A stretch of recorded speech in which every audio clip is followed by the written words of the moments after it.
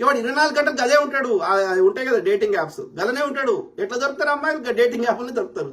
అది డేటింగ్ పేరుకి అది చేసేది వ్యభిచారమే.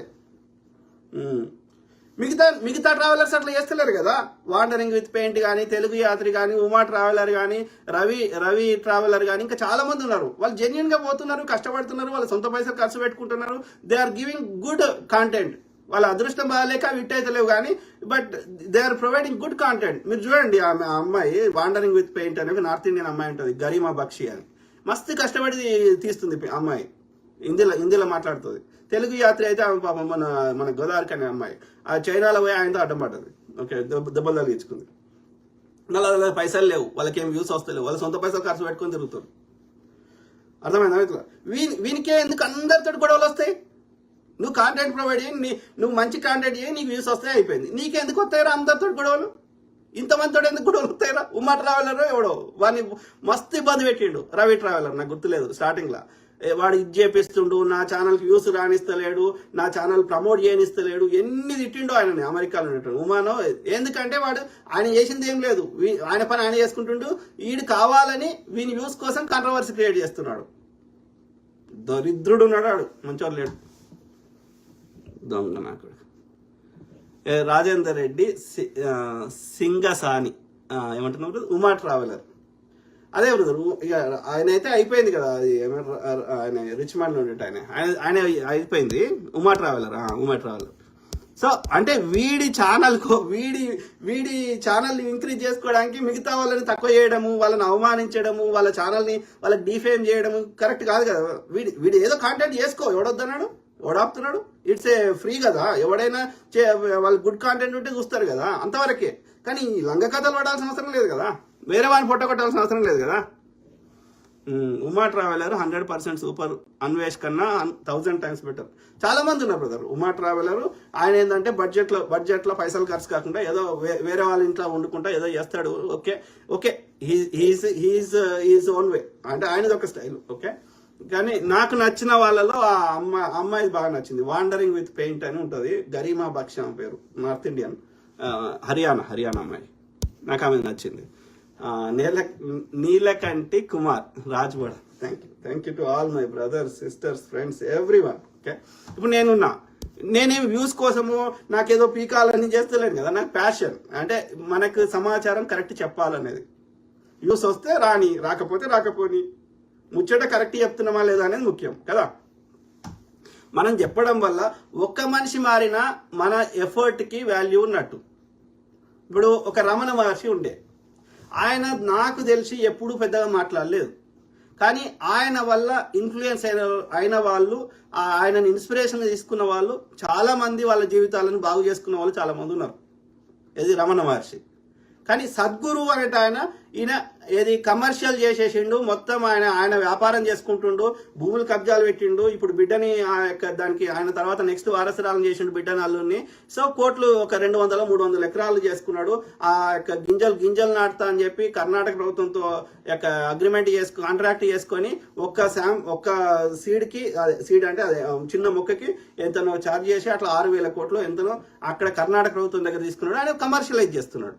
సద్గురు చెప్తే విని మారినోళ్ళు, వాళ్ళ జీవితాన్ని బాగు చేసుకున్న వాళ్ళు 0 వ్యూస్ వస్తాయి, కానీ ఎవడు మారాడు. రమణ మహర్షి గారికి వ్యూస్ రావు, కానీ మారుతారు. That is the difference. అంటే మనకి వ్యూస్ కోసం చెప్పం, మనకు వద్దు అది. ఓకే, మనకి వ్యూస్ వద్దు. ఒక్కడు మారినా చాలు, అది important. Quality is important, not quantity. అర్థమైందా?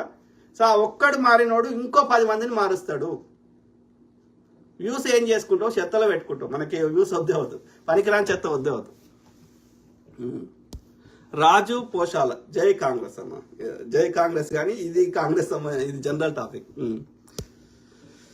ఇది Rajendra Prasad, betting apps promote చేస్తున్నారు, అది తప్పు కదా బ్రో? కరెక్ట్ బ్రదర్, అది స్టార్టింగ్ లో చేసిండ్రు, ఈ మధ్య ఎవరు చేస్తలేరు. ఇంకెవరన్నా చేస్తే చేయొద్దు అని చెప్పుదాం. ఓకే, చేయకండి రాయ్యా, ప్లస్ జనాలకు కూడా ఆ బెట్టింగ్ యాప్లు ఆడకండి రాయ్యా అని చెప్పుదాం. అది వద్దంటలేను.